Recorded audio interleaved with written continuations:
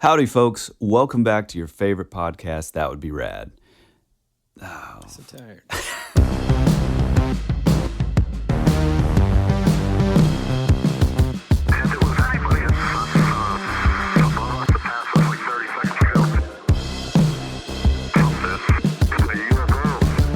Howdy, folks. Welcome back to your favorite podcast, That Would Be Rad, the podcast that majors in 80s and 90s nostalgia, comic culture, all things paranormal, and minors in retro video games, tabletop RPGs, pre-internet mysteries, and raising our kids to be half as cool as we were back in the 80s.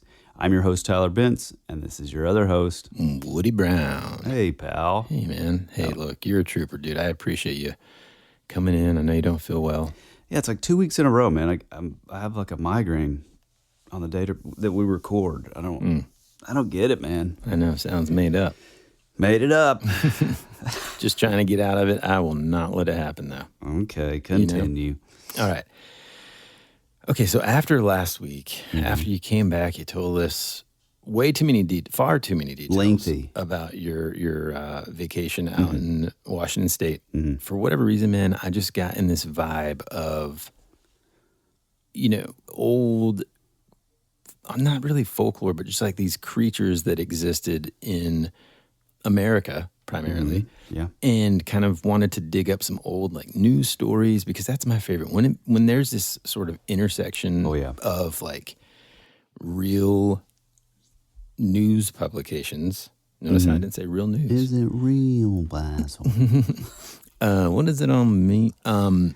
When there's that intersection between like those old news articles and these events happening. Oh, yeah. We just become obsessed. And I found just a treasure trove of stuff that was going on in the 1800s here in the States, man. I love it. So I want you to picture this, listeners, and Tyler, since you got a migraine, go ahead and just close those eyes and just picture this as I'm talking to you. I already have like a face mask on. Yeah. It's 1882. Okay. You're aboard a Southern Pacific Express steam locomotive, clattering across the harsh, sun-scorched expanse of the Colorado Desert. You're on your way from Yuma, Arizona to Los Angeles. The trains just rolled past Dos Palmas, Right by the water. a little desert oasis named for its lone pair of palm trees standing stubbornly against the endless sand. When all of a sudden, something catches your eye out the window. At first, you think it's just a swirling column of dust drifting lazily across the desert about a half-mile ahead. But as you squint against the sun, your stomach drops when you realize that that's not dust. That's something alive, something that's moving with purpose. This thing, this creature, is gliding across the desert perpendicular to the tracks. A long, sinuous body trailing behind it. Two massive wings beat near its head, kicking up sand as it propels itself forward, the tail dragging in the dirt. It's huge, easily 30 feet long, maybe a foot or more thick, and the side of it rips a gasp from your throat as your fingernails dig into the worn seat cushions beneath you. Other passengers notice too. Suddenly, heads are craning out the windows, folks hanging on to the outside railings just to get a better look. According to the Los Angeles Times, this isn't just some wild desert mirage. This actually happened on January 17th, 1882. Witnesses, including the train's engineer, its firemen, and multiple passengers, claimed that when this flying serpent reached the tracks, the speeding locomotive clipped the end of its tail. That single strike sent the creature into a frenzy. They said it screamed, roaring like a, quote, cow in distress. And then it came after the train, according to a witness, 2 miles faster than chain lightning. Not sure what that means, but it's 1882. Who knows? Yeah. Swooping down from above and thrashing at the locomotive with terrifying fury. Windows shattered, man. Women and children screaming. The entire train was at the mercy of this massive winged serpent. Until, as quickly as it came, it pulled back and sailed off into the desert sky. Once the shock wore off, passengers leaned out of the broken windows and drew their pistols, firing blindly into the whistling wind. Whether any bullets hit the target, no one really knows, but the creature disappeared, seemingly unharmed, leaving only terror and a story that the Times summed up simply as vouched for by everyone on the train and given for what it's worth. But here's the thing. This, like so many of the things that we talk about on our show, wasn't some one-off tale.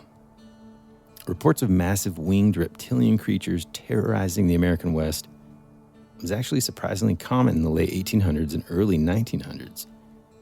Strange Magazine's Mark Chorvinsky later dubbed these beasts American dragons. Mm-hmm. Which, by the way, is just such a cool name. And it's kind of part of this genre of bizarre headlines from that era. And I just love that stuff. But, you know, back then, newspapers weren't shy about mixing sort of hard news with the weird and the unexplained. Sea serpents, wild men, haunted houses. You'd actually find articles like that right alongside politics and crime stories. And while some reports, you know, I mean, honestly, some of them probably were, you know, just pure fabrication to sell the papers. Many of them came from honest folks who saw something that they just couldn't explain. Chorvinsky believed that these legends were a mashup of old-world dragon myths, Native American Thunderbird lore, and the mysterious Piasa, an ancient dragon-like figure once painted on a bluff in Alton, Illinois. Funny that we mentioned that here because whenever I was in St. Louis, Clay and I actually talked about these. So it's pretty cool, the Piasa. Mm-hmm. I think that's what we talked about. Clay, remind me and correct me if I'm wrong, but I'm sure that's one of the creatures he was talking about. By the way, folks, for our new listeners, Clay is our pretty much honorary third member of the crew, and he's much more knowledgeable than either Woody and I combined. Yeah, he's like a real life scientist and also just is a wealth of knowledge and information. He's just amazing. So shout out to Clay. Yes, sir. There's another layer to this story I think that's worth mentioning, though. Just a decade before this train encounter, in 1871, this Yale paleontologist, his name was Othniel Charles Marsh, which, just a quick aside, man, people had some serious names back in the day. Oh, yeah. Othniel? I don't know. I think it's Othniel, because I had a kid. Oh, boy. You knew a modern-day Othniel. Yeah. I mean, it's sort of a sad story. Let's not get into it. Anyway, he passed, but he was in high school. We called him OT, obviously, because nobody had ever heard the name Othniel before. But yeah. Rest in peace. Yeah. So this guy, Othniel Charles Marsh, uncovered the first pteranodon fossils in western Kansas. This was the first pterosaur discovery outside of Europe and the largest known of that time, with a wingspan stretching over 20 feet. The newspapers of the day were captivated, of course. To the public, dinosaurs weren't ancient skeletons. They were living, breathing monsters that might still be out there. By 1906, the San Francisco Examiner was still running illustrations of these, quote, most enormous birds of all, showing them towering over men and trolley cars. So when a giant winged serpent came screaming out of the desert in 1882, you know, man, it's not hard for us to imagine how stories like that, and those people just immediately thought, I mean, it's a dinosaur alive, you know, it's coming to get us. And it's not hard for us to kind of imagine either just how easily it took root in America's frontier imagination. Which I already know how this ends. What do you mean? Well, the Smithsonian comes out, Here we says go. it's a hoax. They change the headlines the following week, and then nobody ever hears about it again.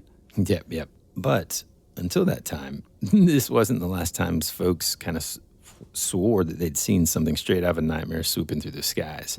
This is what's really amazing because, you know, and we'll talk about this in just a second, but The closest thing that we've talked about on the show, although you and I, Tyler, have, discussed sort of talking about dragons in general, the legends, this is one of those topics that brings us back to how much we love the global folklore that exists and stories that exist about creatures that are similar sort of across the globe. Dragons is one of them. Yeah. You've got them in Europe, you've got them in Asia, and all over. Which, by the way, one of the things that it's so funny, I didn't even really know up until recording what we were talking about here, but I really love the theory that like T-Rexes, basically, they're like, if you really break it down, as far as like the mating situation, it is totally impossible with like the little arms and like the little arms, and you have just like the three, like the two claws on top, one on the bottom. But I've seen these like diagrams where people basically break down like, basically like bats or bird or like, I guess different types of bats. And it's basically, the arms are a little further on the back, and then the wings obviously would be cartilage and like skin, kind of thing. And so that's just basically almost like those little tiny arms aren't arms at all. They would just be almost the wire frame that goes around the edge of the wings, which is like, that makes perfect sense to me. Yeah.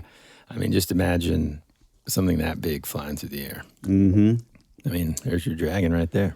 And also, this is just like, we're just sort of dipping our toes in because we have a plan to do, which has actually been on the books for almost a year, I'd say. I still have all the tabs open, which is like 15. But we are going to do like a deep dive of sort of dragons all around the globe, and how like there's this sort of connective tissue pretty much in every single culture. Yeah. And I love the connective tissue, but I also love the differences between them, Like the Asian, like bearded dragons and stuff. Yeah. Yeah. Super fascinating, man. Yeah. Because, like a lot of those Asian ones don't really have wings. They're more just like the ones where it's just like flying serpents, just... yeah. It's really, really fascinating. And then you have like the worm ones, which are like WYRM. Yeah. It's cool. Super cool. All right. So after these messages, we'll be right back.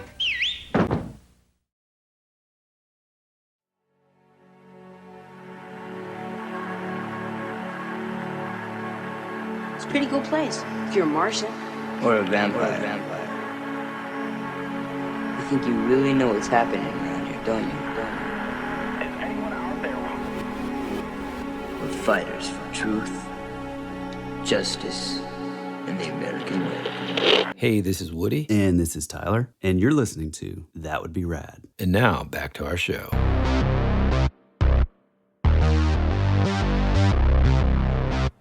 So like I said, throughout the 1800s and early 1900s, newspapers across the Americas were filled with reports of strange winged reptilian beasts, later to be called American dragons. And a few of these stories are so bizarre and so well described that you can kind of almost picture them unfolding in front of you. The first one that we're going to talk about, actually, it's not North America. It's in Chile, all right? Mm-hmm. This is 1868, and it comes from Santiago, Chile, March of 1868. A group of exhausted miners had just finished a long day's work at the Garin mine and were settling in for supper when the air around them seemed to change. Something enormous was moving above their heads, this massive, unknown creature like something out of the 1001 Nights or maybe a desert leviathan. Witnesses described a chimera unlike anything they'd ever seen. Vast brown feathered wings. I said, I hung on that F real long on the feathered part, so let me take that again. Dude, God. Dude, the video. Which one, dude? Uncle. Oh my God. Dude, I follow that account now, and it's just like tons of videos. Oh, really? Yeah, of him just messing with him, dude. But then like half the time you can't tell if like the uncle's in on it in some way. Yeah. Even if he is, I think because there's Some of it he can't be. Like, dude, he was like sitting next to him and he like, he takes a sip of like milk and then the uncle doesn't even do anything funny, dude, but the kid acts like it made him laugh and he just spits the milk all over the dude's face. And the uncle sits still for like 30 solid seconds, dude, just like in disbelief. It is the funniest thing ever. Just give like a brief synopsis of what we're talking about. This older gentleman has a shirt that says fun. It's like it combines two words, fun and uncle, and it says funkle, okay? Well, this kid just says, your shirt say, now I'm going to, and then the uncle just gets furious. He's like, it doesn't say that. It says funkle. And the kid just keeps on pronouncing it as the F word, and it's just the funniest thing. But the way he holds that F reminded me of this. Yeah, no. Man, we got on a tangent here. Oh, God. Witnesses described a chimera unlike anything they'd ever seen. Vast brown feathered wings, a head like some monstrous grasshopper with eyes brilliant as stars, glowing wide in the night. Oh. And a long, snaking body covered in gleaming scales that rattled with a metallic sound as it flew. Whoa. So, it's kind of sounds like falcor a little bit. Some miners swore that it carried a stench like burning arsenic, sharp and sickening. Others whispered that it was the devil himself. But the strangest part, a few of the older men said that they'd seen or at least heard of the same beast passing over that mine years before. Wow. And you said like feathered wings? That's interesting. Yeah, brown feathered wings. And I don't know. It's just, again, putting the hard thing, I think, to do is to put ourselves in these folks' shoes, 1868. How long ago was that? Quite a while. Over 150 years ago. It's just, so much of the world has changed. And so and I'm not even saying that to say, well, it could have been something else. I'm just saying, what could it have been? And imagine how scared they were. Yeah, that's sort of the thing that this is where I kind of push back. Like it's one thing if you have these sort of like smaller creatures, but like when somebody's saying that they're seeing like these things that, at the time before the age of air travel, it's like they're seeing these things that are like bigger than like airplanes. Mm-hmm. And it's like, I just don't know. Either they're all just like in on it, the hoax or whatever, or they're seeing something that's 100% like anomalous and paranormal. Yeah. It comes back to that thing, to what end, Yes, there's going to be some of these hoaxsters and stuff, and maybe I don't know. The only thing that comes to mind really is, well, maybe they read a story and they wanted to create something similar to it, but I don't know, man. You'll see as we go along. It's just back to back to back to back. Let's move into the next one, which is in 1873. So 5 years later. It's June 1873. Mm-hmm. Two separate reports. One out of Bonham, Texas. Oh, yeah. Another from Fort Scott, Kansas. Okay. Folks swore that... Don't say it like that. I didn't say anything. Folks swore that they saw massive serpents slithering through the clouds themselves. Oh, yeah. Witnesses in Texas described this colossal snake as long and as thick as a telegraph pole, its body striped yellow, writhing and coiling in the sky as if swimming through the air. Yeah, sky beast. In Kansas, a similar serpent circled the rising sun, twisting and striking at nothing before vanishing into the morning haze. It's just wild. Like, were they physical creatures? Is it something spectral? Yeah. Is it, I don't know. It's going to be hard to wait until the end to give theories. Oh, yeah, I'm ready. But let's try, okay? Yeah, you got it. Well, one thing that I do want to say is, well, I don't want to jump the gun because you're probably going to end up going to where Don't jump it. Okay. Just make a little note Okay. and come back to it. Okay. All right. Then came one of the strangest ones of them all. March 10th, 1882. Deep in the California timberlands northeast of Hurlton, these two lumberjacks, one named Thomas Campbell and Joseph Howard, were swinging their axes when a sudden whoosh of many flapping wings tore through the still air. They looked up, and there, barely 40 feet above the treetops, was something that looked like a crocodile. Except it was flying. Wow. They reported it to be around 18 feet long. It had 6 sets of webbed, duck-like wings fluttering along its sides, and, get this, man, 12 legs dangling awkwardly beneath it. So Howard, thinking fast, raised his shotgun and fired. The pellets pinged off the thing's hide like buckshot on sheet metal, not even slowing it down as it disappeared into the sky. I mean, that sounds like the Kentucky Goblins, like the, you know, how it was like a metallic sound, like it was bouncing off metal or tin. Yeah. Wow. I mean, yeah, flying crocodile, bro. 6 sets, 6 set of wings and 12 just dangling feet. Yeah, that's interesting. Now let's move to 1885. Fletcher, Illinois. A farmer named James Vincent and his friends found themselves in a battle with a massive winged serpent that had swooped down on Vincent's flock of sheep. But the horror didn't end there. There were 3 smaller snakes, each nearly 20 feet long, slithered in like accomplices, snatching a lamb and dragging it towards the gigantic, quote, king snake. When one of the men hurled a fence rail at him, they released the terrified animal only to immediately lunge out again, this time succeeding in delivering the lamb straight into the king snake's waiting jaws. Of course, like any good farmer, they took a bunch of shots off at it, and so rifles kind of cracked through the chaos. Bullets, again, seemingly having no real effect. Then, in a final display that must have frozen every man in his tracks, the smaller serpents slithered up into the king snake's gaping mouth. The great beast unfurled wings and then struggled awkwardly to clear the hedgerows, and finally, with heavy, labored flaps, lifted itself into the sky and vanished. I hope everybody by now understands. If you had to say, what's an animal you hate? Snake. I hate snakes, man. See, I hate cockroaches more than anything. Really? Oh, yeah. I would rather see a snake than a cockroach. Like the big cockroach. Cockroach isn't going to come up and bite you and kill you. It's not poisonous. Yeah, snake is definitely like fatal. Like it's, you know, if you step on one in a rainforest, you're a goner. Or like, have you seen the footage of these just absolutely huge like anaconda and pythons that they find in Indonesia not too long ago, man?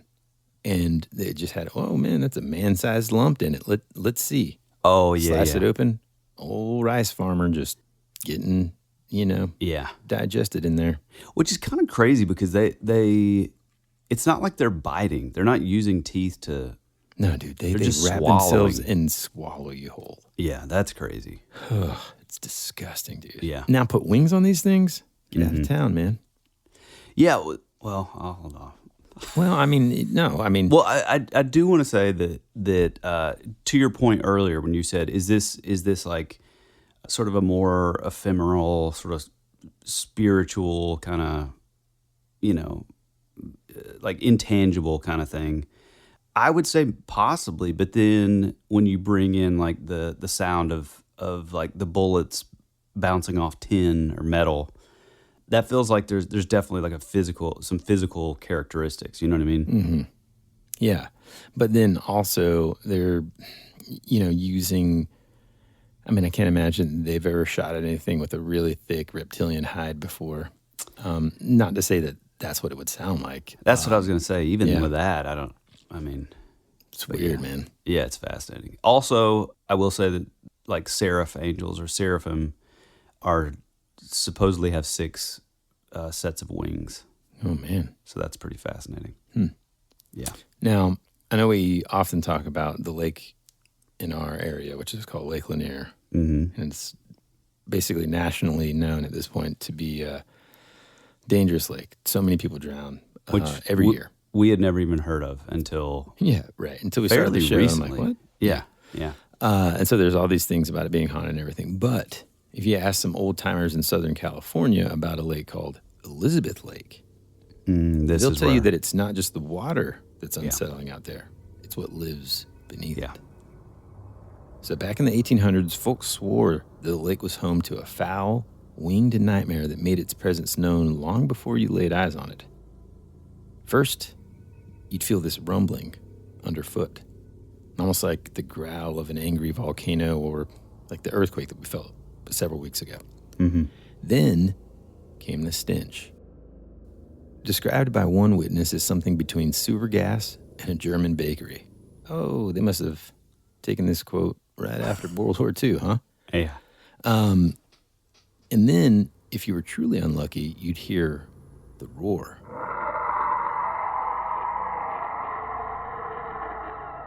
A sound that one man said could curdle the blood of a mummy. Now, in 1886, witnesses described the monster as a 30-foot-long, slimy terror with reddish skin, a long snout lined with jagged yellow fangs, massive bat-like wings, long hind legs, and a barbed tail that whipped the air like a scourge. A shaggy yellow mane hung from its massive head and neck, and its eyes, glowing emerald, big as dinner plates. They lit up the night with like a hellish fire. On the 4th of July, 1886, one unlucky prospector, it's always you know what I mean? It's always the prospectors or the miners, the farmers, or come on, man. Somebody in a gulch somewhere. Yeah. This unlucky guy became the Elizabeth Lake Monster's, I guess, July 4th dinner, before the beast decided to settle for 3 cows and a hog instead. Just 11 days later, a Nevada immigrant named Peter B. Simpson camped with his family near the lake and got the rudest wake-up call imaginable. The monster lifted their wagon clean off the ground, carried it 20 yards, and then smashed it down, wrecking the wheels and sending their cattle into a frenzy. Wow. Simpson, though, trailed the beast, fired his gun point blank at it, and watched his bullet flatten against its hide like it had struck an iron kettle. Later on, reportedly, he recovered a few of its shed scales, round and semi-transparent, each one of them the size of a dinner plate, glazed red like molten glass. How cool is that, dude? Imagine these things just being passed down, through the family. Yeah, so you're saying it's just like you would find Big, snake giant, skin. Yeah, dude. But scales, individual. In one final act of pure horror, the creature ripped an antelope clean in half with its jaws, then rose in the sky with its prize and crashed back into the lake with a cannonball-sized splash. And for weeks afterward, the story of the Elizabeth Lake Monster, of course, dominated the newspapers. So much so that a rival newspaper even tried to one-up it with tales of their own amphibious terror devouring fish in a Los Angeles reservoir. Decades later, Major Horace Bell expanded the story in his 1930 book, claiming that this thing had been terrifying settlers since the 1830s by snatching up cattle, wrecking wagons, and sending whole families packing. According to Bell, one settler, Don Felipe Rivera, emptied his Colt 44 into the creature, only to find, again, his bullets hammered flat like tin coins. In this version, though, the monster measured around 44 feet long, the size of, quote, 4 elephants, Bell claimed, and had wings that folded flat along its back, maybe even 6 legs. The story ends with the beast abandoning Elizabeth Lake entirely, flying eastward, and if local lore is to be believed, meeting its end years later on the desert sands near Tombstone, Arizona. I was going to say, this is, I don't know if you remember, but we briefly talked about this flap, this Elizabeth Lake Monster during the Tombstone Thunderbird sightings. So we did an episode. It was actually originally a Patreon episode, but we released it as sort of like a preview episode on our main page, season 2, episode 21. And we'll kind of mention the Thunderbird here, but I definitely encourage you to go back and listen to that episode because we go into greater depth. Is that the episode, or was the Patreon the one where we get into the photograph? Because that's like... Yeah.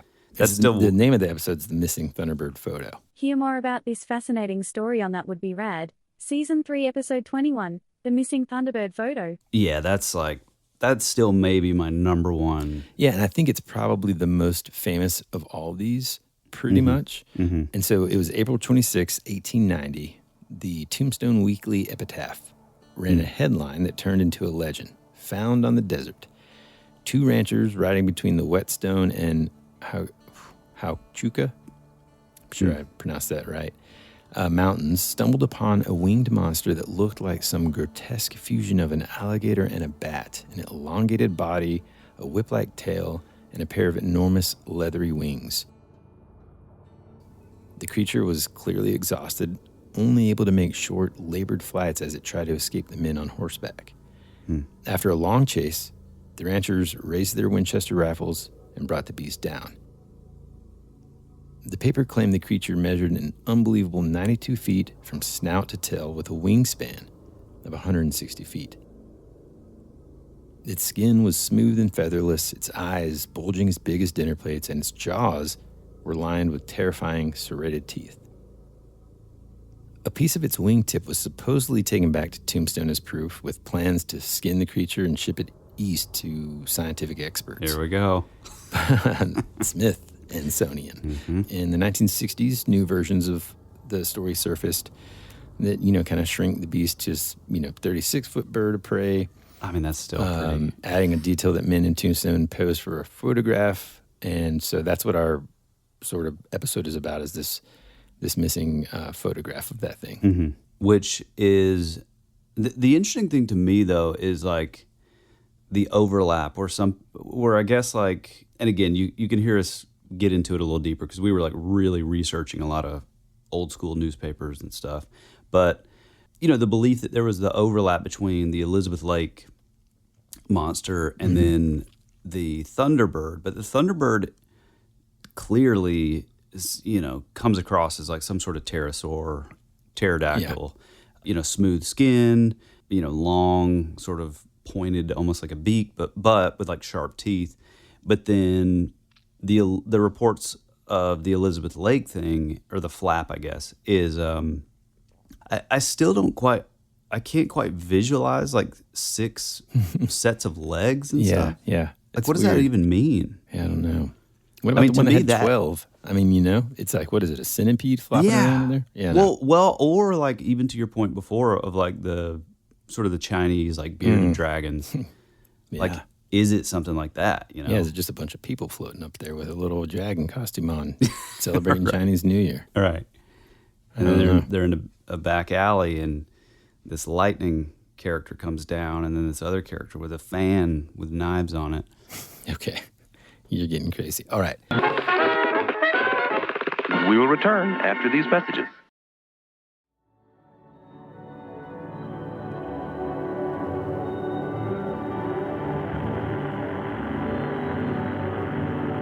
There's something out there waiting for us. And it ain't no dead.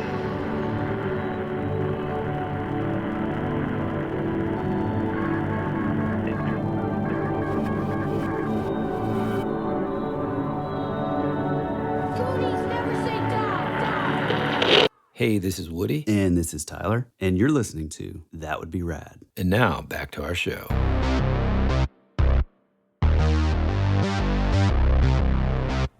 Now, 1890, a young boy named Jimmy Diller was playing among the rolling hills of what's now Balboa Park in San Diego. When he saw something no child, and frankly no adult, really ever expects to see. From out of the sky swooped an enormous, monstrous thing. He knew immediately it wasn't a bird. Well, not really. It wasn't quite a beast either. Witnesses later described it as almost a half bird, half nightmare, leathery, bat-like wings beating the air, a long, pointed bill glinting in the sun, and a tail twisted and coiled like a donut gone wrong. The creature passed low enough that Jimmy instinctively dropped flat to the ground as it skimmed over him. The wind from its wings whipping his hair. Moments later, it vanished eastward at an impossible speed. So then Jimmy bolted home, wide-eyed and pale, yelling that he had just seen the devil. Days later, when the San Francisco Examiner printed an illustration of the infamous Tombstone monster, Jimmy didn't hesitate. He jabbed his finger at the image and said, "That's it. That's what I saw." And it wasn't just him. That very same day, a man known locally as Mr. Marvin swore on a stack of Bibles that he'd seen the same winged terror gliding over Switzer Canyon near 28th Street. So whatever it was, the San Diego skies were host to something big, strange, and terrifying that summer. Now, keep in mind, this is the same year and only a few months after the Tombstone paper ran that story about their Thunderbird. Wow, that's interesting. Now, a year later, a few hundred miles north, but still we're in California, man. Mm-hmm. This one involving not one, but two winged monsters. I know you've heard of these, I believe. Haunting the swamplands around Tulare Lake near Selma and Fresno. Locals called them pterodactyls, though some joked pair-odactyls was more fitting. Like pair-odactyls. You know what I mean? Nice. Clever. Yeah. 1890s humor, man. Yeah. According to witnesses, the creatures were like grotesque, featherless birds, each about 6 feet long and massive wingspans stretching at least 15 feet. Their heads were wide and menacing, with teeth barred in jagged rows, some describing long, snapping bills, while others swore that they looked more like alligator snouts. Their cries echoed across marshes, eerie and swan-like, a haunting sound that carried for miles.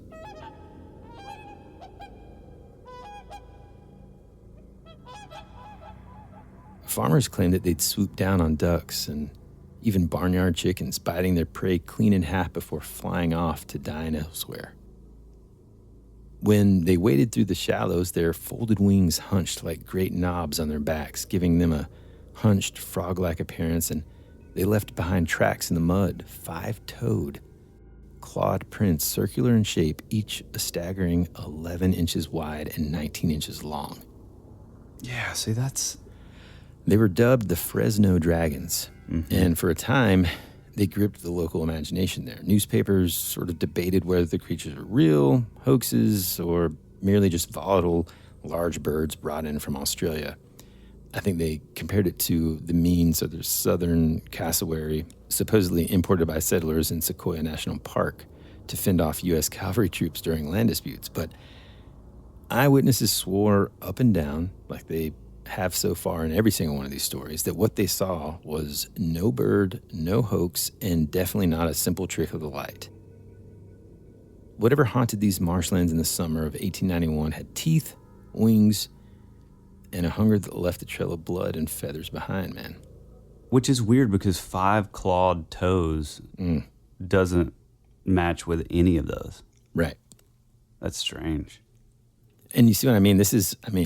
I know we're talking about winged creatures, and so it seems kind of lame or silly to call it a flap, but that's what's happening like up and down this coast.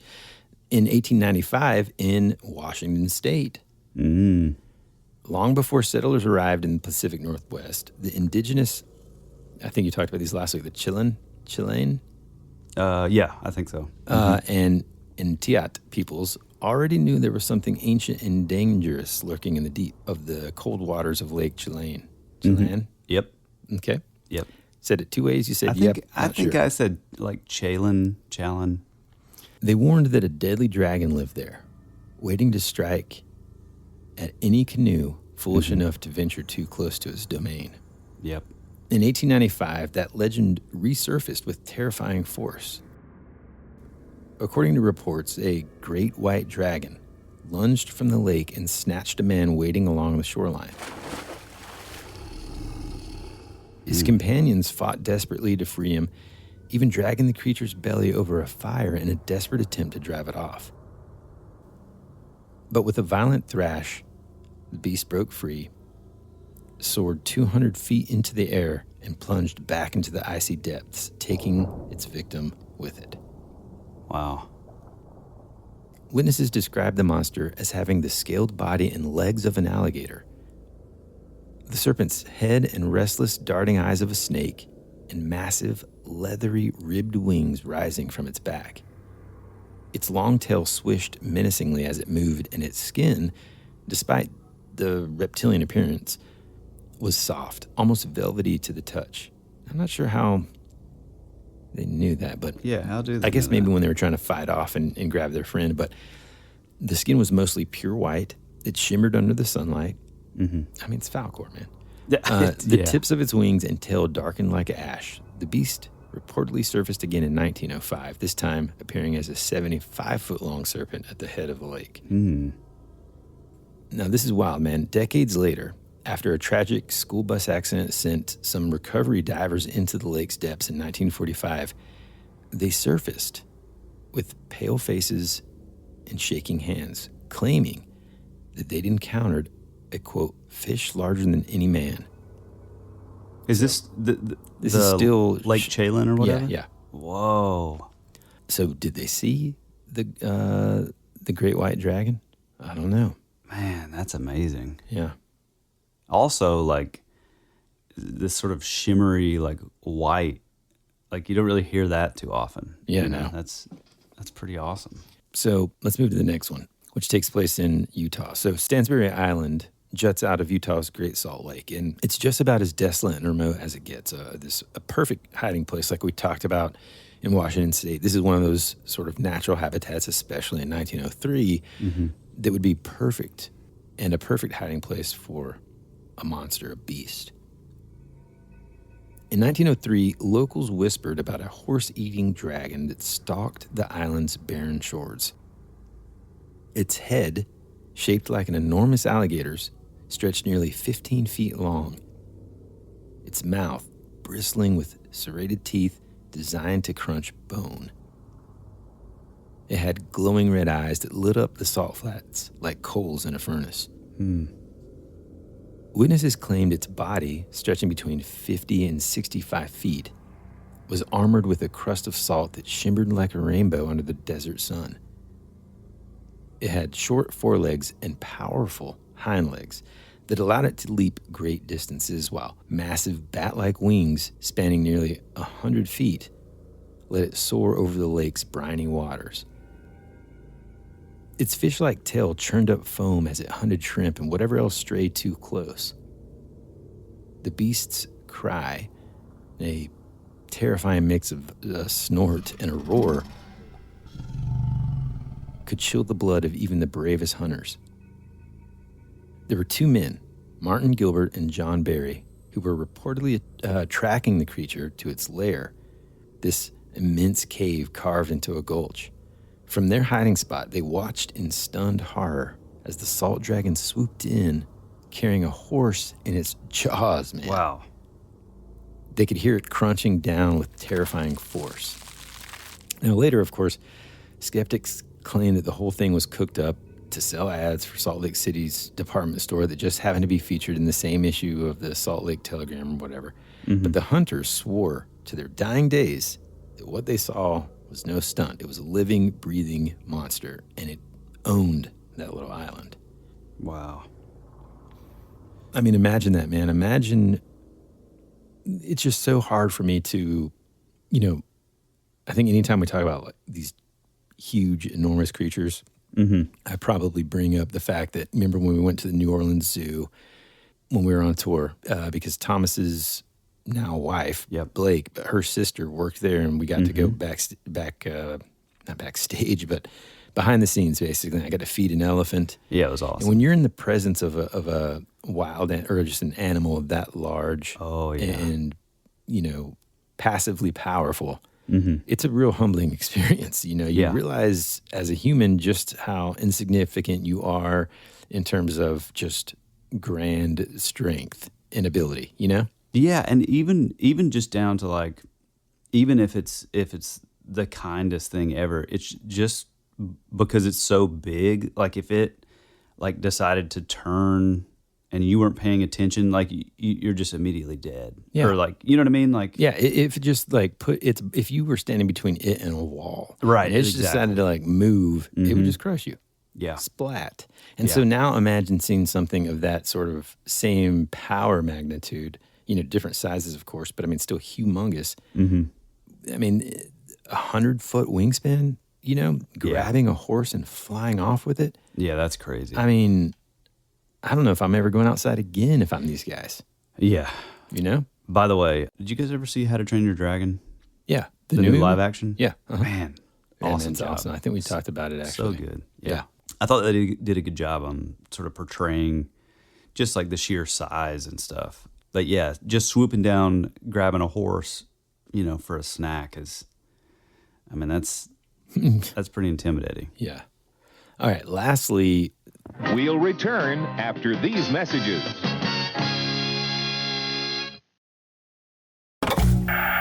America's future can be determined by our dreams and our visions. It was very intense, bright light. For over 200 years, there have been reports of giant man-like creatures. From another dimension, another world, I don't know. The most intriguing mystery on the North American continent.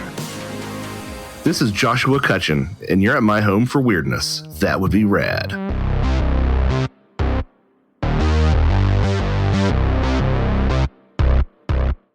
one that just has to get, for now, an honorable mention is one that we're going to do a full episode on because it's also another famous one, and that is the Van Meter Visitor. Oh, this is one of my favorites. So by the fall of 1903, the quiet little town of Van Meter, Iowa, had something far stranger than crummy weather disturbing its peace. For several nights in a row, townsfolk claimed they were stalked by a winged creature unlike anything they'd ever seen. A nightmare in flesh and bone. Witnesses described it as half human, half beast, with massive bat-like wings and a blunt horn protruding from its forehead that pulsed with a blinding light. The visitor leapt from rooftop to rooftop with impossible agility, at times bounding like a kangaroo, at others gliding on its featherless wings. It also had an overwhelming stench, this stupefying odor that seemed to almost paralyze anyone unlucky enough to get too close. One man swore he saw it climbing down a telephone pole, not with claws or hands, but using its beak like a parrot, before springing into the air and vanishing into the night. You know, just like a lot of things back then, a posse was formed with rifles and shotguns in hand and tracked the creature to an abandoned coal mine. And just as they thought they had it cornered, the beast emerged with a second, smaller creature by its side. Townsfolk opened fire. That didn't faze them. But the bullets had no effect. The pair fled down the mine shaft, never to be seen again. Many locals dismissed the story as a hoax or a case of mistaken identity, as they always do, maybe even a prankster. But Van Meter has since embraced its, bizarre visitor, hosting an annual festival to celebrate one of the strangest and most unsettling monster encounters in American history. Oh, yeah. Yeah, that's one we're definitely going to do, like a full episode. I mean, it's kind of a brief little flap, but, much like Flatwoods and some of those sort of stranger, more sort of, or very high strangeness, I guess you would say. I think it kind of deserves its own episode. But yeah, like the basically what Woody's describing is this creature that is like a pterodactyl, but it almost has like a glowing unicorn horn. But the interesting thing is they ended up, it was an active mine at the time that was, I think, pretty strong for the economy of the area. And because of this creature, which again, like it's always, history is, it's like hindsight is 20/20, and it's easy to just be like, oh, well, they did this because of this. And it's like, well, actually, if you really look into it, the mine was active and they ended up bombing the entrance, closing down the entire mine shaft when it was like sort of stuck inside. And it's still unopened to this day, as far as I know. So, if it was a hoax, I feel like it was a really expensive hoax. Right. So, man. But yeah, that's a really, really fascinating one that's pretty cool. All right, so we've gone from fiery lake beasts, glowing-eyed salt dragons to something, lastly, sort of just straight out of a horror movie. And I love the way the Van Meter visitor looks. It's just so cool looking and unique, which you knew. I think I said this last week. I love that sort of unique look. Oh, yeah. We got to get to what we think about it all. What do you actually think is going on with all these stories? Like, were people in the late 1800s just bored and trying to sell newspapers? Or, I mean, like, what are your thoughts? Well, first off, let me say that I think that sort of speculative kind of solution to these things, the whole idea of like, oh, it was just like yellow journalism. It was they were just hyping it up and all of this stuff, and it's like, yeah, maybe to some extent, but I kind of feel like once you kind of look, start diving a little deeper, you start seeing that, like, the witnesses are ridiculed, for the rest of their lives. Like, the whole family was ridiculed in the town. You find that, maybe it was just for, to get, ratings or newspaper sales. Well, then why is it that the Smithsonian traveled all the way out west, to basically shut it down, take something back with them, whatever that was, and then the following week, it's almost like clockwork. You always see, there's several weeks, there's like a run of like sightings, and eventually, sometimes it gets to the point where it's like there's physical evidence that they found, and then the quote unquote experts from on the East Coast, which obviously is the Smithsonian, they come out, they end up leaving with the physical evidence, but then the following newspaper week would say, oh, it was a crane, or it was some sort of giant owl, or like something like that. And it's always just kind of this, there, nothing to see here. And, kind of the classic Men in Black kind of concept. But I think that, well, first let me say that I kind of got excited on a lot of these because I was like, man, this is like right in that time frame. But it actually doesn't quite work, because a lot of these, especially the flaps, like out west, like in Utah and California, and like around Tombstone and stuff, I was kind of hoping that they were happening right after Aleister Crowley would buy the Boleskine house. But actually, he didn't move into that house until 1899. So it doesn't quite, because we have, one of our favorite things, which we're going to do an episode on Aleister Crowley and sort of the idea of this ritual that he did, and, possibly not shutting off this portal or whatever to bring things into, or to bring in the new era, as he would say, or the new age. But there's this idea that like a lot of these cryptid sightings and stuff like that are a direct sort of line of that. And I was really hoping that it would, maybe this could play into that, but it doesn't, because these all happened like before, he would even move into the Boleskine house over on Loch Ness. But all that to say, and this is going to get a little wacky, but I think my belief on a lot of this stuff has really changed in the last few years.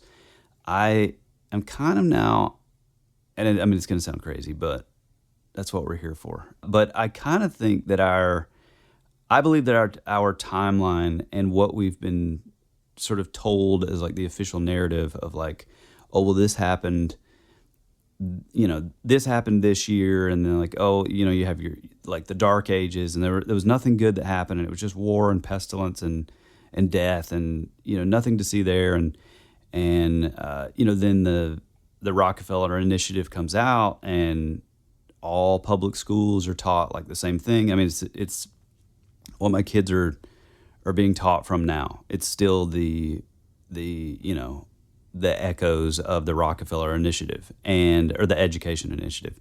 And so I believe that like our times aren't quite what we've been told. And that links to some of the Tartaria stuff, some of the old world stuff, some of the possible mud flood stuff. And in saying that, I think that some of this actually could link to some possible biblical stuff. And I know that sounds weird, but there's some strange things in the translation whenever you hear talks of like angels. You know, and in recent times, you're starting to see a little bit of a separation from what we were told, you know, or the images that we were shown in, you know, the Renaissance and like, you know, the little baby, naked angel babies, like the little cupids and, you know, that kind of thing. Because angels are really pretty, like, terrifying. And actually 365 times in the Bible, an angel will appear and say, fear not. Because it's basically saying, like, hey, I know your human eyes are going to see me as, like, a monster. So fear not, I am of God, I'm good, you know, that kind of thing.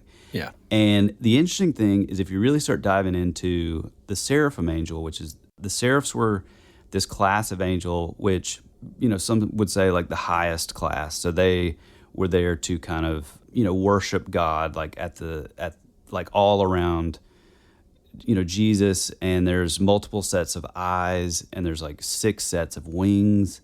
It's this pretty kind of horrifying thing. But once you start looking into like some of the translation into the seraphim, there's like a strong tie with like snake-like or serpent.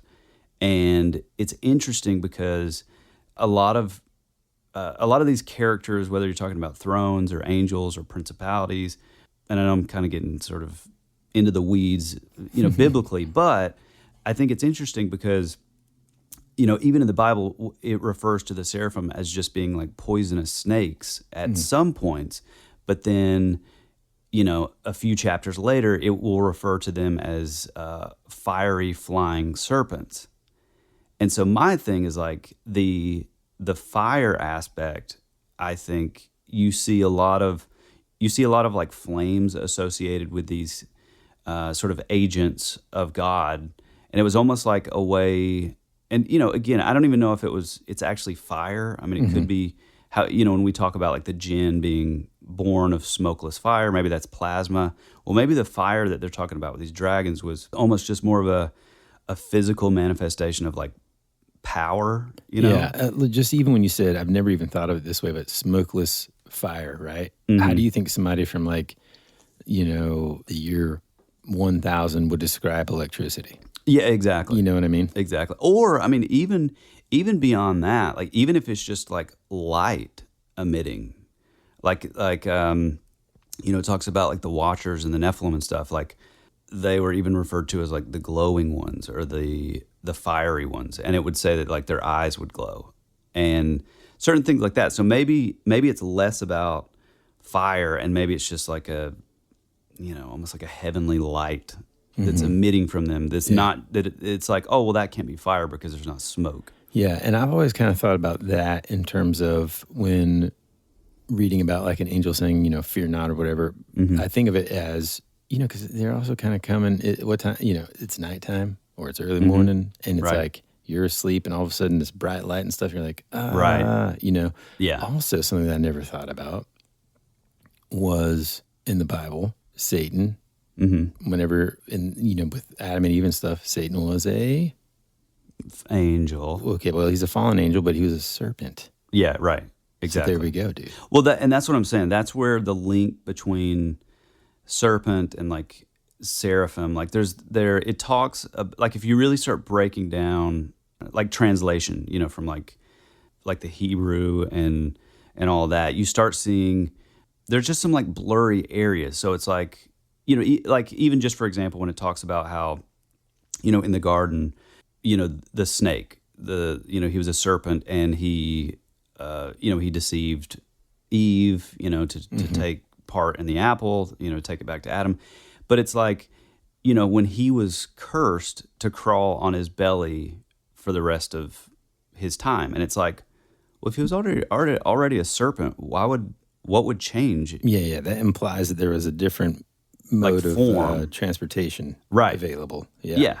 And so, like, I think it's interesting, too. I mean, man, there's some, like, real deep dive stuff that ties it to sort of this like the reptilians and like even some of that stuff being linked to the offspring that, you know, possible like Nephilim stuff, possible like maybe that whole reptilian thing isn't alien at all, but it's just a hybrid of human and like a seraphim type angel who had these sort of almost like cobra type qualities, you know, like the fangs and it always reminds me of, oh gosh, what's it called, man? Dreamscape. You remember like the bad guy turns into the cobra thing? I've said this on the show a million times too. That is one of those situations that I used to think was just one of my nightmares because that scared me as a kid because I hate snakes. Oh yeah. And then I remembered, oh no, that's that movie. So anyway. Well, I wonder though if a lot of that comes from you being in Indonesia. Oh, and just being around no, man, it comes from my mom because, you know, my parents, or she specifically grew up in, you know, Texas. And her parents had cattle ranches and stuff like that. And so there's always rattlesnakes. And so she's always been scared of snakes. And but, you know, earlier when I was talking, not to jump out of what you were talking about, but just real quick before I forget, whenever I was describing one of these creatures, most of them had this, but, you know, where there's that really strong smell. I don't know if anybody listening, Tyler, I'm sure you have, but you can smell, or at least I can. I can walk into my garage. This has happened before. Or even outside, but specifically in the garage because it's more, you know, smaller space, condensed. Closed in, yeah. You can walk in there. I can tell you without a doubt that there's a snake in there. Yeah. And I can even tell you if it is, you know, like a rat snake or something poisonous because they, especially a rattlesnake or a copperhead, will emit this like musk that if you're not used to it, you might be able to overlook it. But if you're someone like me that just hates them so much, I can tell you. Oh, it's awful. You know? It is a really strange smell that that I would say you can't find anywhere else. It's I would kind of say like rotten flesh in a German bakery. What an odd. Yeah. I don't know what they mean by that. Like caraway seeds or, you know. I mean, is that like a dig at like the German immigrants in the area maybe? Yeah, I don't know. But yeah, no, I and going back to like some of the biblical stuff, I think we're not quite there yet to get into this because we've still yet to get into some of the Tartaria, some of the, you know, just history not quite being right. But if we are looking at it, wow, there's really no way for me to get into it. But basically what I'm saying is I believe that some, you know, if you're a believer, if you believe in the Bible, which I do, there's like a biblical timeline and there's like certain things that happen and certain characters are placed here on earth. And I kind of feel like maybe we've been lied to as far as like that kind of stuff goes. I mean, it's sort of like, you know, for example, like when all these cities are built, we're told that happened, you know, right around the time of like cowboys and horses and carriages. And then you see the architecture and it's the most gorgeous things you've ever seen. You know, and the majority of these were built, you know, years and years before the invention of like the first power tool. And so I think a lot of this is like, I think a lot of our timeline is skewed to, you know, just to say lightly. And I think some of these sightings and stuff could be like remnants of possible sort of angelic, not in the way that we think of as like, oh, they're just really handsome people with wings and halos, but maybe they are remnants of possible sort of more divine things happening on the earth. And maybe, I don't know, like, were they left behind? But I like the idea that like what people are looking at as monsters, you know, maybe that's like what some of these dragon sightings were. Yeah. And I know it's kind of, I don't know, it may. Yeah. I mean, anytime we talk about this alternate history kind of theory-ish, I don't even know if that's what it's called, or Tartaria, mudfloods, I always just, and don't do it now, but I'm always in my mind like needing to like, I need the why filled in the blank there, because like, I'm like, why would anybody change? What benefit does that do to anybody? I mean, yeah, we can't do it now. Yeah, but that's what I'm saying. I don't even want to get into it, but I think I have figured out the why, by the way. Okay. And I think it is fully linked to sort of a biblical, cosmological, like timeline being kind of flipped. Okay. That's all I'll say. for now. Man, that's a heck of a teaser there. Yeah. So what do you think, though? So for me, one of the things that, I mean, it's kind of hard to follow up but that's just one because theory, I don't know that theory, and it seems super complex, and it just anytime there's just like, yeah, it's a cool theory, it's a cool thought, but whenever I don't have the like to what end part, then it's just kind of, it's just out there for me. I'm not saying that I don't agree or anything like that. It's just hard for me to wrap my mind around. For me, it's kind of cool to think about. Hold your horse. Well, hold on, real quick, just to say that's just sort of a possible like abstract theory that I have, like the angel tie. The other thing that I would have said. Hold on. We want to hear from you. Let me tell you what else I got. No. Okay. From the beginning of the podcast until now, I'm still kind of split. Everything isn't just like angels or biblical stuff. I think that I still am a believer of like the window area and the dimensional kind of like maybe we're seeing beyond the veil a little bit. Yeah. I mean, I think if I was going to just have to choose one that I'd be leaning towards, it'd be something like that, meaning, maybe these areas, like Tyler mentioned, they're called window areas where they're, for some reason, you're able to sort of, quote unquote, peer into a possible other dimension, right, or another reality potentially, and or those things from that reality can kind of come into ours. There's some sort of blending there happening. I think that's a cool theory. Yeah. And I hate to say that that's the one I like the most after you're, talking about the Bible. It makes me sound like a heathen. A heathen, a Gentile. but I'll pray about it later. And but I also enjoy the idea of the world being, or at least creatures existing in our modernity that we didn't think still did, and there being like sort of like a time where cowboys existed and dinosaurs did at the same time. You know what I mean? I mean, like, that's remnants of them. It's so fun to think about. It's just like that place that I visited in Natural Bridge, Virginia, where it's like Civil War soldiers riding on top of dinosaurs with, Gatling guns on them. Yeah, I mean, even like that's one of the greatest things about like the Tombstone Thunderbird is like just the imagery of like basically, Wyatt Earp and his crew chasing down some sort of pterodactyl and just firing their revolvers. Like the imagery is awesome. Yeah, because I mean, think about it too. Again, it's easy for us to just gloss over the fact that even now, where you were, for example, out in Washington, but like, if you go further northwest into like Canada and all those areas that are still so remote and untapped in terms of, or undeveloped, I should say, and natural.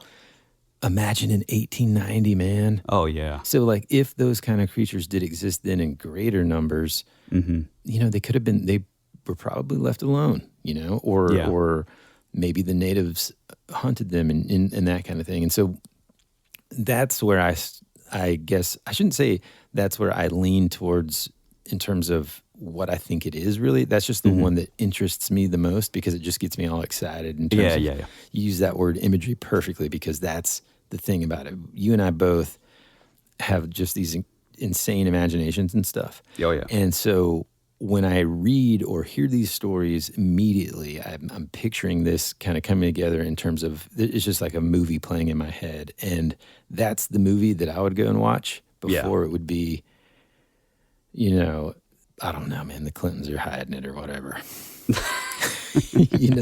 Well, that interests me less, or the Smithsonian. But again, I'm still interested in that, and I can't wait for it. Oh, and I'm not coming to that episode once we finally do it with like an argumentative stance. It's more of just, you better be ready. You better have your stuff prepared. Well, there's a ton. I mean, the interesting thing about that is it's going to be a lot of ums when he sells it. A lot of it. There it is. The interesting thing about that is so many of the things that we've made full episodes, their topics, so many of those, are wrapped in the exact same sort of cloth. It's like, this happens, this guy discovers this, and then wouldn't you know it, the Smithsonian comes out. I mean, it just happens over and over. Yeah, I know. Like, especially in like the late 1800s, early 1900s. It's interesting too, man, because one of the things, again, this is based on my limited knowledge of the theory, so don't correct me and don't fill in the blanks. I'm gonna. But not right now, one of the things that does interest me about all this is the idea that, for whatever reason, maybe not even nefarious really, we are trying to piece together biologically and even like with paleontology and archaeology, trying to figure out like the history of our world, right? Yeah. Even just for a second, pretend like it's not just a cabal that's doing it. It is. Just imagine that you're a scientist and you're trying to figure stuff out and you're sort of inadvertently given wrong information. And so you have to make these theories about what these things are. And just this idea of the world being a different age than we think it is. And this, I do love the idea. This goes back kind of to the simulation theory.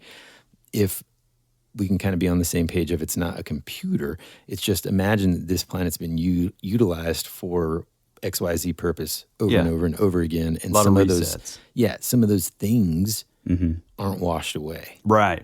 And that kind of stuff, dude, is just so fascinating to me. Yeah, I'm really into that too. And also, let me clarify too, like on this topic, me sort of referencing like the Bible and stuff, I'm not totally convinced on, like when I talk about like our timeline being messed with and, some of the, like the phantom time hypothesis where they believe maybe the Dark Ages weren't even a thing. Like there's this whole...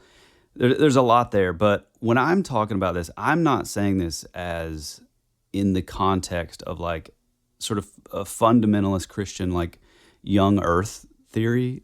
Like I'm not totally, that's not really what I'm even saying. I'm just talking about like certain events that, we're kind of told throughout the Bible that are going to happen, or maybe they have already happened. Like I'm talking about stuff like that. I'm not saying like, oh, we've only been on the earth for, like 50,000 years or 5,000 years, whatever whatever that is. Like, that's not even part of that. Yeah. Unfairly, like I dismissed that stuff pretty quickly. But although I do think there is some evidence there is some interesting things in the carbon dating that kind of do push back on some of the like, 50 million, like the massive like amounts of times. Like there are some things in carbon dating that don't quite add up. Yeah, I think they've developed something more accurate than carbon dating now. And I can't remember what it is. Yeah, it's called it's part of carbon dating, but it is like it's like a newer kind of thing. But with that, I think it could have been an article that I read a while back that maybe that is the thing that's actually proving that it is younger. Like the Earth would be younger, but I'm not. Well, I mean, how cool. I mean, again, it goes back to the what if a lot of these quote unquote ancient species, even if like human and humanoid, weren't really that long ago. Yeah, it's right. Super interesting. Yeah. But I also think. I mean, I mean, things take so long to. Yeah. But also, like, we're also utilizing measures that. We're limiting ourselves to our own human measurement.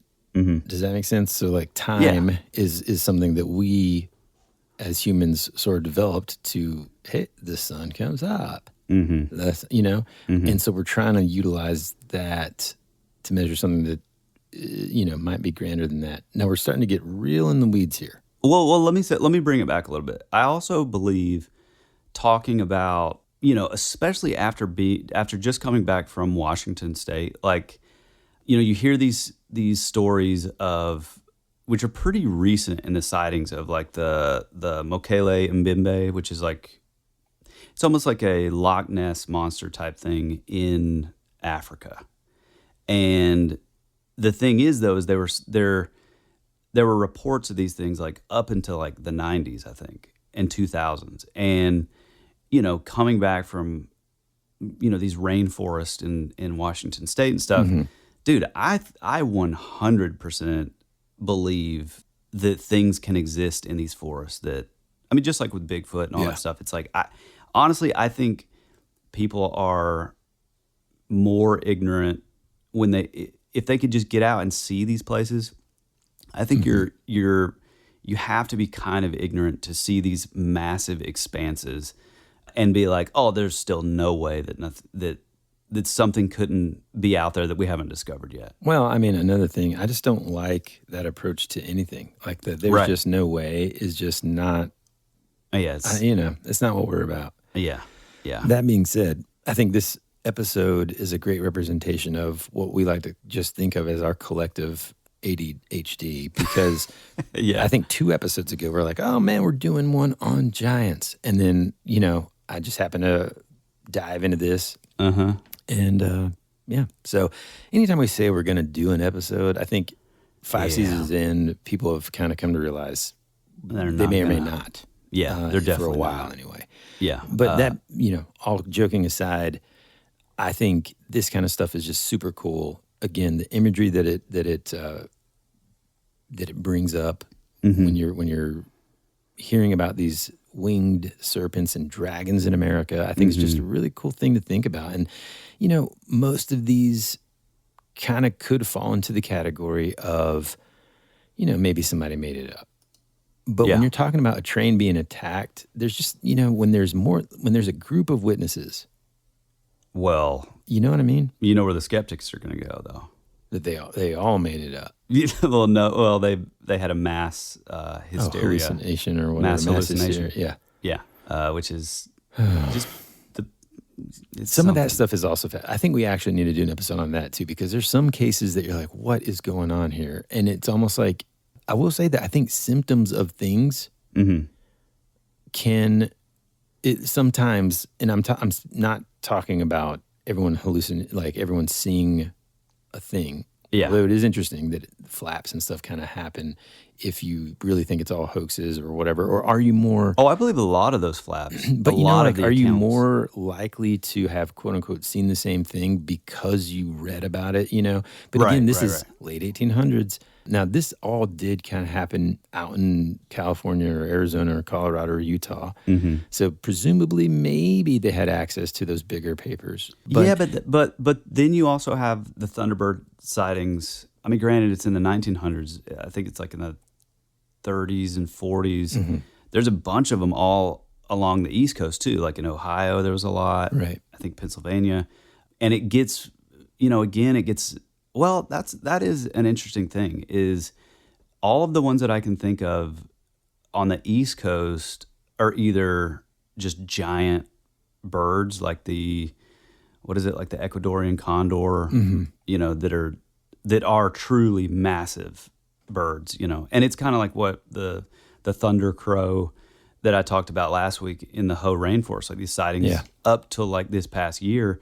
But on the East Coast, they're either feathered, and they're just giant birds, or they're the pterosaur, pterodactyl type things. Well, but you don't really see that matches the up with that matches up with the environment too, though. Like yes, we have snakes and stuff and reptiles here in North Georgia, but throughout the fall and winter and the first part of spring, those things are hibernating. They're tucked away, and so it makes more sense to me that like a scaled serpent, or a scaled sort of reptilian creature would thrive better out west anyway. Yeah, that's interesting.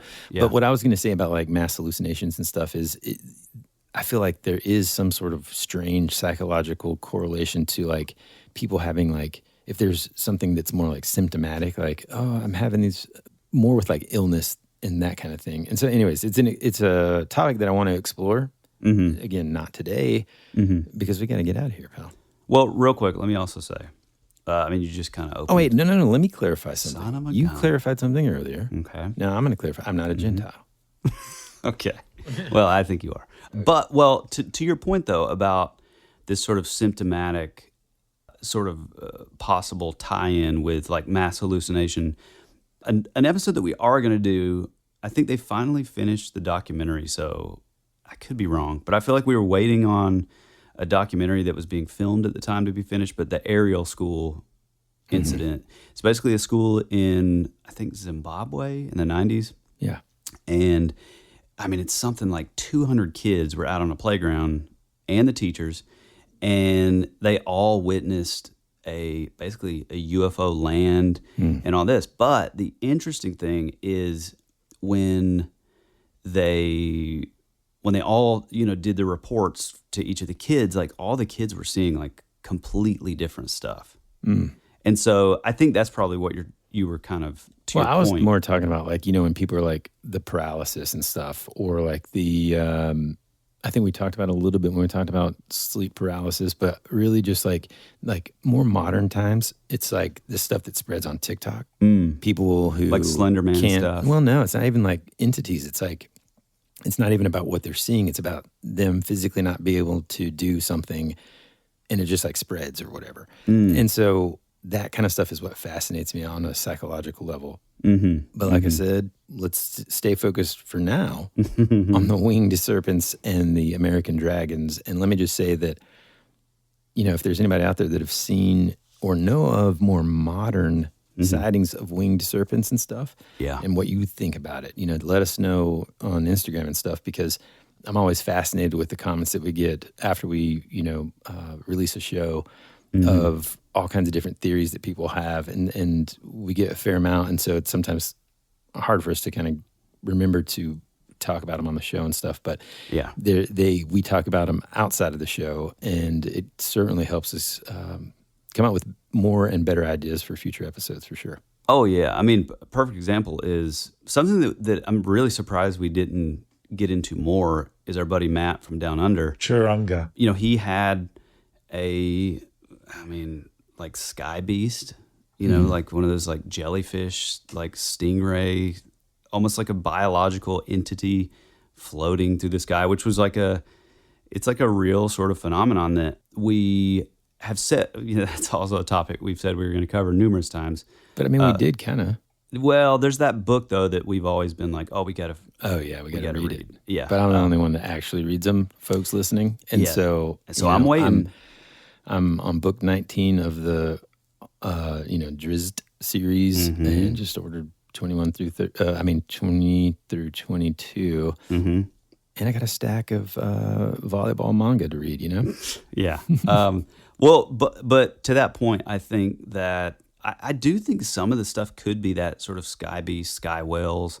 Yeah. Some of that phenomenon. Even though I feel like a lot of those are typically associated with them looking almost like sort of camouflaged. Like they kind of look like an oil slick or sort of like they're trying to look invisible. Yeah. And they typically don't like lean into the sort of reptilian dragons and stuff. Category. But maybe there's a whole ecosystem up there. I kind of think so, actually. Yeah. Anyway, if you enjoyed this episode, please join us over on our Instagram. Drop us a line.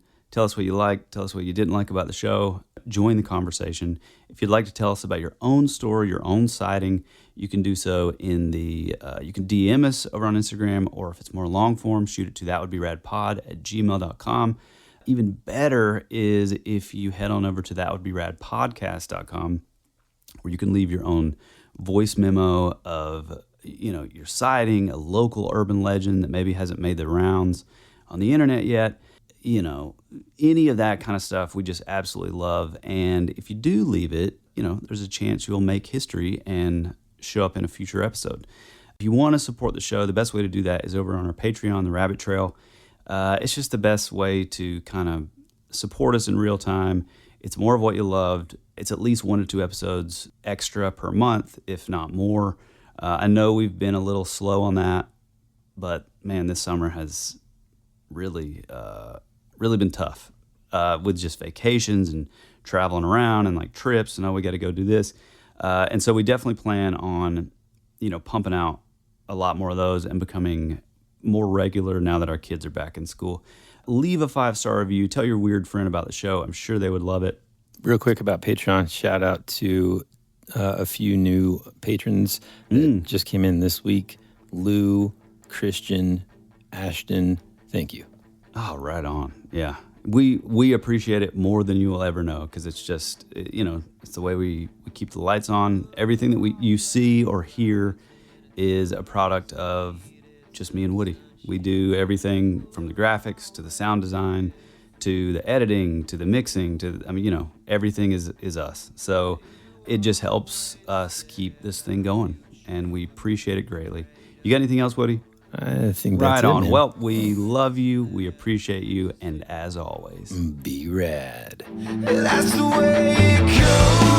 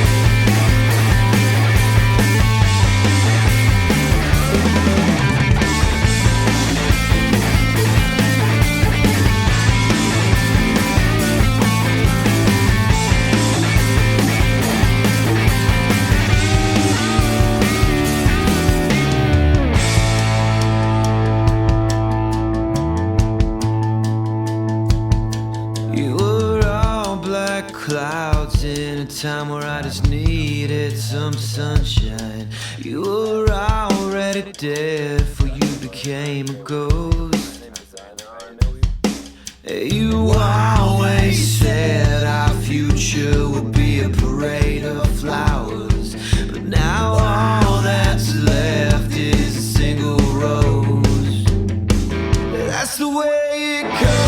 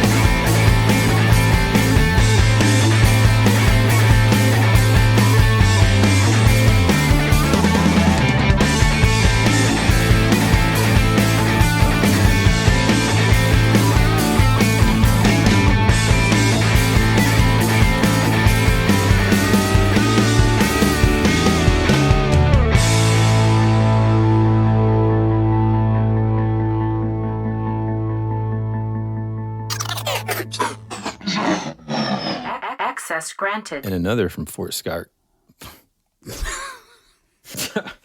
Dude, I'm just having a tough time here, man. Oh. I thought I had Fort a migraine. Shart. Okay. All right. Nice. God, I think that I don't even know where that came from, but I think it's so you get me every funny. time too. Like Woodrow does something now where he there's these I think they're called Johnny Pops or something like that. They're like healthy popsicles. Oh, anyway. Courtney's obsessed with them. So you got to get they're like kind of smaller, but they're like a creamsicle flavor. Oh. And they kind of like bend when you press against them. The only reason I know that is every time Woodrow gets one out of the freezer, he's like, "What the heck?" And I'm like, "Huh?" And I look, and he's just like bending it with his finger. And I'm like, and dude, I'm not joking. It's not like a daily thing, but when he does it, every time, it gets me. And I'm like, how do I not remember? And anyways, this is exactly like that. You're like, you got anything else, man? And I'm just thinking, Man, here I am. I get to speak to our listeners and say, no, man, I don't have anything. Well, there we go. Odd, you jerk. That's awesome. Is it next week that we are... Oh, boy, what does that mean? Back to D&D? Oh, is it next week already? Oh, I think it is. Better get some stuff together. It's the 5th today. Yeah, next... Yeah. The 12th. Tuesday or Thursday or something. Is it? I don't know what day it is, okay? I think I'm not it's looking at the calendar. I got to go. Shh.